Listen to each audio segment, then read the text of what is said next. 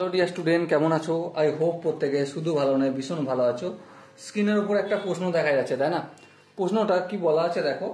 প্রশ্নে বলা আছে যদি tan 35 ডিগ্রি ইকুয়াল টু 0.7 হয়, tan 35 ডিগ্রি ইকুয়াল টু 0.7 হয়, তবে tan মাইনাস 665 ডিগ্রি কত হবে সেটা বলতে হবে।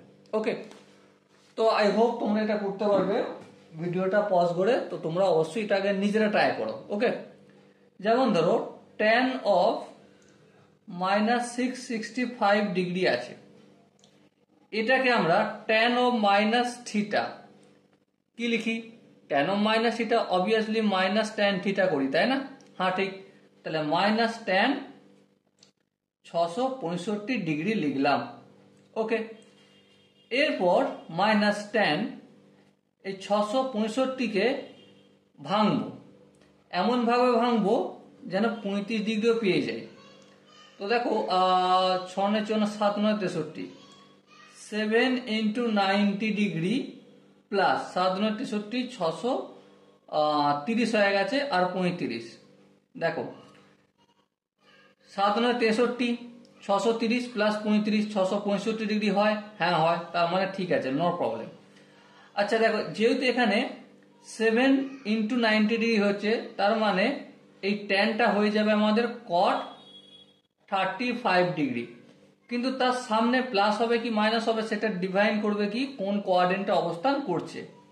তো দেখো 7 নম্বর মানে কি 1 2 3 4 5 6, হ্যাঁ এইভাবে ঘুরতে ঘুরতে 1 নম্বর 2 নম্বর 3 নম্বর 4 নম্বর 5 নম্বর 6 নম্বর 7 নম্বর। 7 নম্বর কোয়াড্রেন্ট এটা হলো। প্লাস 35 ডিগ্রি মানে এখানে চলে গেল, মানে 8 নম্বর কোয়াড্রেন্টে অবস্থান করছে। 8 নম্বর কোয়াড্রেন্টে একমাত্র কস পজিটিভ আর সেক পজিটিভ, বাকি সব নেগেটিভ। তাহলে যদি নেগেটিভ হয় এখানে আরেকবার নেগেটিভ সাইন দিতে হবে। হ্যাঁ ঠিক, মাইনাসে মাইনাসে কি হয়? প্লাস হয়। এবারে cot 35 ডিগ্রিকে আমি 1/tan 35 ডিগ্রি লিখতে পারি। হ্যাঁ লিখতে পারি, চলো লিখলাম। এবার দেখো 1/tan 35 ডিগ্রি মানে 0.7। হ্যাঁ ঠিক, আরেকটু কাজ করে দিই, 7 পয়েন্টটা তুললে 1, তারপর একটা সংখ্যা, তাই একটা 0, এই 10টা উপরে টুক করে উঠে যায়, 10/7। ওকে, এবারে দেখো এখানে যে অপশনগুলো রয়েছে তার মধ্যে কোন অপশনটা ঠিক হবে? অবভিয়াসলি অপশন সি হবে আমাদের সঠিক আনসার। ওকে, আই হোপ তোমরা এই কোশ্চেনের কনসেপ্টটা বুঝতে পেরেছো। যদি কোনো জায়গায় বুঝতে অসুবিধা থাকে বা কনফিউশন থাকে কি করতে হবে? কমেন্ট সেকশন রয়েছে, অবশ্যই কমেন্টে জানাতে হবে।